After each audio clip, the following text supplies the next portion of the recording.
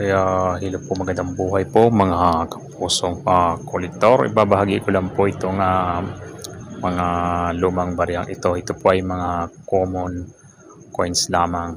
So isang sample lamang po ito kung paano po tayo makabuo ng isang koleksyon na sa lahat ng denomination sa bawat series nito.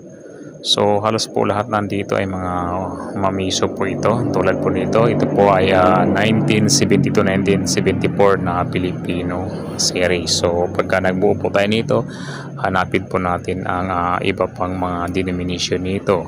So sa piso, meron niyang 50 sentimos, 25, 10 sentimo, 5 sentimo hanggang 1 centavo. Yun po yung hahanapin natin nakasama dyan sa Filipino series. Sunod naman natin itong 1 piso na ito na ABL or ang bagong lipunan series. Sa ibang denomination, merong 5 piso dyan, merong 25 sentimos hanggang 1 centavo. Ito naman po ay ang Flora and Fauna series. Ito yung big type.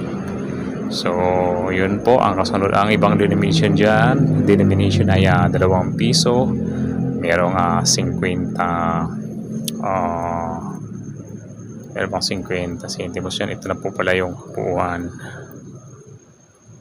Yan ang Flora ng English series. Ito yung pwede tayong dito magsimula sa English series. 50 sentimos hanggang 1 centavo. Yan po ay merong 5 denomination.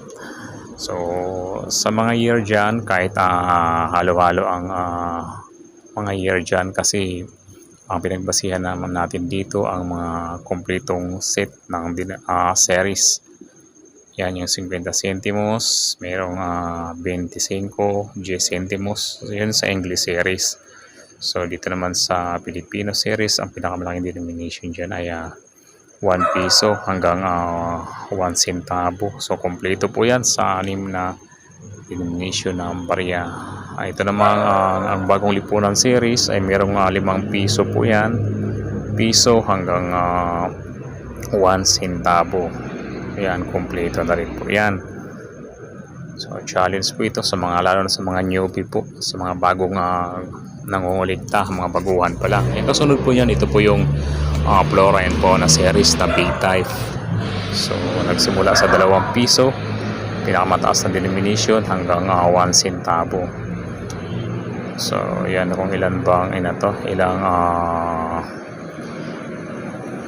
yun, ito naman ang kasunod na mga access, yung mga bago lang po ito. Ito yung kasalukuyan natin ginagamit ngayon. Pwede natin i-continuous dyan para mas maganda. Ayan, simula sa 10 piso sa new design series hanggang sa 1 centavo. Itong new generation nagsimula sa 20 hanggang 1 centavo. So mayroong 7 series po tayo. Pagka nabuo natin ito, simula doon sa English series hanggang sa new generation currency. Ito ngayon, kasalukuyan. So pagka nabuo mo ito, napakaganda na nito. Hindi mo nang isabit sa ating dingding. Okay, ito ay personal ko itong ginawa. Ayan, kaya ganyan lang sa kasimple. May iba namang nabibili nito buo na. Gusto nyo na kompleto at buo na. So pwede naman bumili kayo. Pero mas maganda na kayo o mga magkukulit pa at isa. Total ay mura lang naman ang mga ito. Hindi naman ito kamahalan dahil ito nga ay mga common lamang. No? So ang halaga sa mga presyong yan ay nakadepende naman sa kondisyon. So yan ay mga circulated, mas mura ang circulated condition. So yan po yun ang pinanggalingan ng mga naka-frame na yun. Yan lang po ay advice lang mo po doon sa mga bagong nagkukulik. Kung hindi naman kayo masilan, ay pwede naman magsimula muna doon sa mga circulated condition. So ayan po, makabuo na kayo ng kompletong series simula sa English series hanggang sa kasalukuyan ngayon.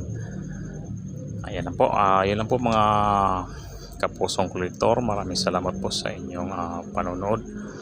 Gabayan po tayo ng Panginoong Diyos.